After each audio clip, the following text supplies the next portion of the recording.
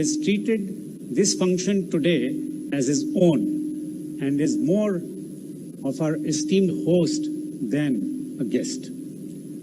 Honorable the CJI, may I only inform this august house that it is only Nitish Kumarji during the time of COVID who could give me more than 2,000 posts, 1,600 for the establishment of the High Court and remaining for the lower courts.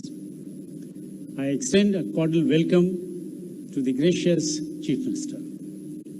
We also extend a cordial and affectionate welcome to Shri Ravi Shankar Prasad, the distinguished Minister of Law and Justice, Union of India. He is in fact one of us. It is homecoming for you, sir. For him, the distinction of designation as a senior advocate, rightfully earned, came at a relatively young age. His passion and devotion for public service was acknowledged in his nomination and subsequently election as a member of both the houses of India's parliament, which indeed is a rare distinction in itself.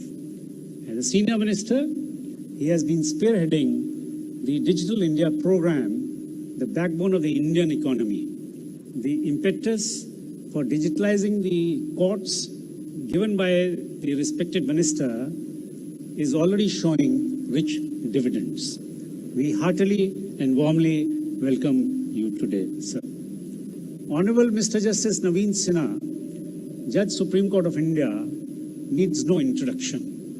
He is credited for having championed the cause of the needy and the downtrodden. His Lordship is also known as a strict disciplinarian. He played a vital role in the High Court's computerization, firstly at Patna and then at Chhattisgarh and Rajasthan. His work under the Legal Services Authority is legendary. We also welcome him. Sister Miss Justice Indira Banerjee is gifted with unassuming persona. Her actions, full of nobility, are only with the avowed object of pursuing the justice's cause, more so in training and inspiring the judicial officers at the judicial academies. Her presence on the bench and at this occasion ensures judiciary's commitment to gender equality, enhancing fairness of adjudication from that perspective. She is an extremely generous host. Honorable CJI, sir, I must request you to share a meal with her someday. We welcome her also. The reference of the name of Honorable Mr. Justice Hemant Gupta, Judge Supreme Court of India, invokes an image which he is of a kind and a gentle person. Indeed, a gentleman to the core. He has been championing the cause of the downtrodden by applying technology to optimize human potential and capabilities. We also welcome him. Most significantly, bound by brotherhood, love and affection, our distinguished elders and our mentors, by putting to personal discomfort and inconveniences, have responded wholeheartedly to our request by gathering on the sacred site of Patliputra. We feel immensely honored, sir and madam, by each one of yours presence. We are grateful for every just and rightful cause, followed the spirit of the Constitution of India given to us by the people through greats like Dr. Ambedkar. The fame and eminence of the renowned personalities of this court have never confined to the borders of the state. The court has the distinction of having the first president of this great nation, Dr. Rajendra Prasad, to have practiced here. So also the Constituent Assembly's first president, Shri Sachidanand Sinha. Eminent judges of this court stand appointed as judges of the Supreme Court, so also held the office of Chief Justice of India. We also have had legendary Attorney General who had practiced before this court. The High Court's responsibility is to engage with the culture, traditions, practices and beliefs of the state they serve, while keeping in mind the letter of law and our founding document spirit and ideals.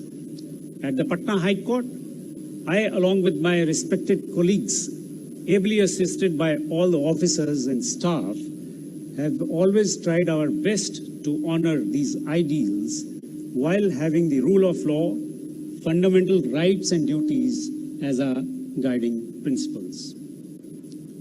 The role of constitutional courts in the country is both collaborative in nature, at one level with the executive of the day in order to achieve the national objects and aspirations, yet at another level, it becomes fiercely adversarial in nature to check the constitutional transgression. Despite being restricted to their respective domains in the Constitution, there is a commonality of purpose, that is, to uphold the constitutional values and the rule of law. The courts represent that part of the constitutional wing which is not electorally chosen as the people's representatives. Yet, in the Constitution, it is the courts which have been vested with the responsibility to ensure that the constitutional rights guaranteed to the people are safeguarded by them. The constitutional makers have provision for the independence of the judiciary to serve as the guardian and custodian of the Constitution. It is for achieving such purpose that we have magnificent court complexes. Here, with your permission, may I quote, sir, what Justice Stephen Breyer of the US Supreme Court had to say about the court buildings. And I quote, "The story that a building tells through its design may be as important to the community it serves as is its function. By shaping our thoughts about ourselves and our institutions, it will directly affect our efforts to work productively together," unquote. Our actions, be it as a judge or member of the bar or part of the justice delivery system, in my considered view, must reflect the constitutional vision.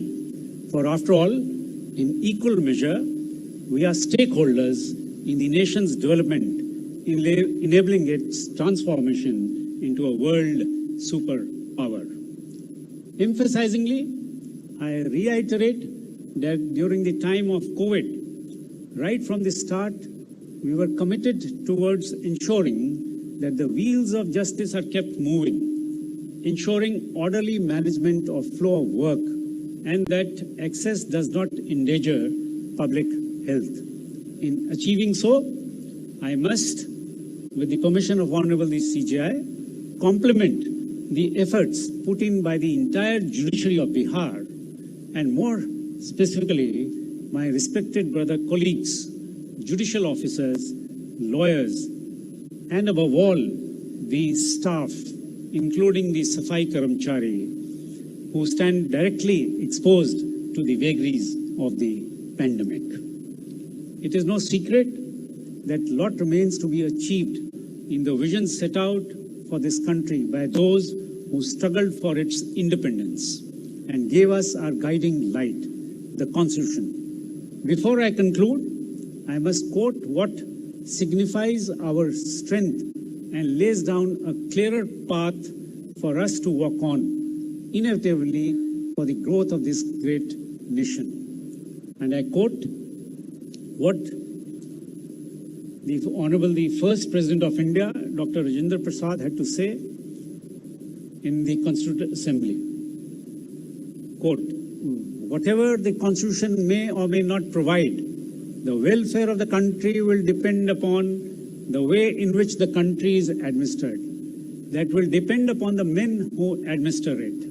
We have communal differences, caste differences, language differences, provincial differences, and so forth. It requires men of strong character, men of vision, men who will not sacrifice the interest of the country at large for the sake of smaller groups and areas, and who will rise over the prejudices which are born of these differences. We only hope that the country will throw up such men in abundance. I welcome, unquote, I welcome you once again, Honorable the Chief Justice of India and all the other distinguished guests, and invite you to bless each one of you present here in person or through virtual mode, to bless on this occasion this great institution, a great temple of justice, enabling us to serve in a better state with each passing day. I wish good health and happiness to all of you.